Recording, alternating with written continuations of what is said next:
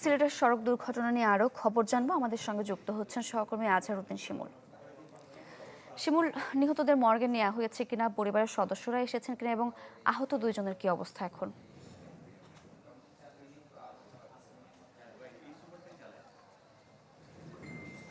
সারিকা, দেখুন, যারা নিহত হয়েছেন তাদেরকে এখন পর্যন্ত মর্গে নিয়ে যাওয়া হয়নি। উসমানী মেডিকেলের যে আউটডোর রয়েছে এবং ইমার্জেন্সি ও ক্যাজুয়ালিটি যে বিভাগ রয়েছে সেই বিভাগের সামনে কিন্তু তাদের লাশগুলো সারিবদ্ধভাবে রাখা হয়েছে। এবং যারা নিহত হয়েছেন যে 8 জন, তাদের অধিকাংশের বাড়ি সুনামগঞ্জ জেলার বিভিন্ন উপজেলায়।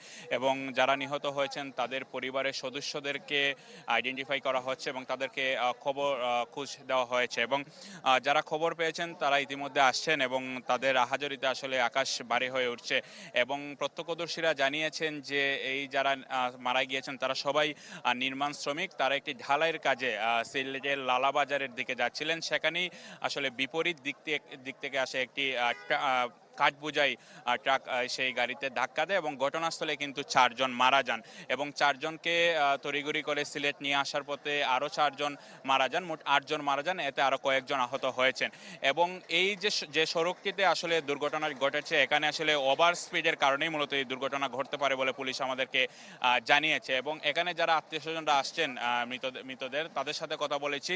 অনেকে বলছেন স্বামী স্ত্রীও আসলে এই কাজের উদ্দেশ্যে, ঢালাইয়ের কাজের উদ্দেশ্যে তারা যাচ্ছিলেন। তবে আমরা একটি পরিবারের সন্ধান পেয়েছি যার আসলে স্বামী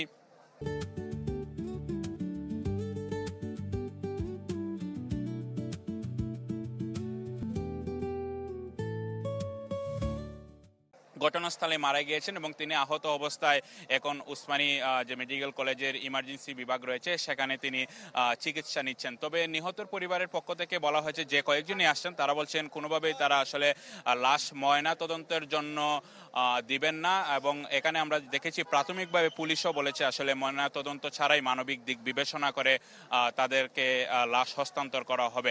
তবে এখন পর্যন্ত আনুষ্ঠানিকভাবে যে উসমানী মেডিকেলের যারা কর্তৃপক্ষ রয়েছেন, বিশেষ করে ইমার্জেন্সির যে মেডিকেল অফিসার রয়েছেন, তার বক্তব্য আমরা এখনো পাইনি। হয়তো সবার পরিচয় যখন শনাক্ত হবে তখন হয়তো তারা আনুষ্ঠানিকভাবে কথা বলবেন।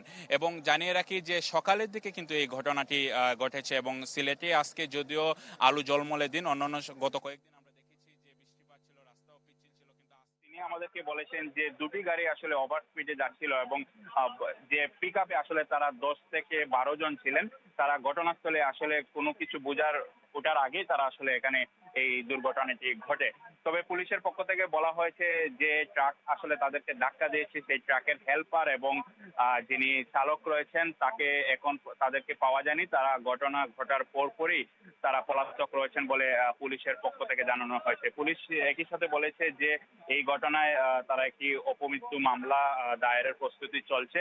সব মিলে আসলে পরিস্থিতি এখানে খুবই ভয়াবহ। মানুষ আসলে কান্নাকাটি করছেন এবং পুলিশের পক্ষ থেকে বলা হয়েছে যখন সবার পরিচয় আইডেন্টিফাই করা হবে তখনই আসলে পরিবারের কাছে হস্তান্তর করা হবে। তো সারিকা, আমার কাছে ছিল ওসমানী মেডিকেল কলেজ হাসপাতালের ঠিক সামনে থেকে সর্বশেষ।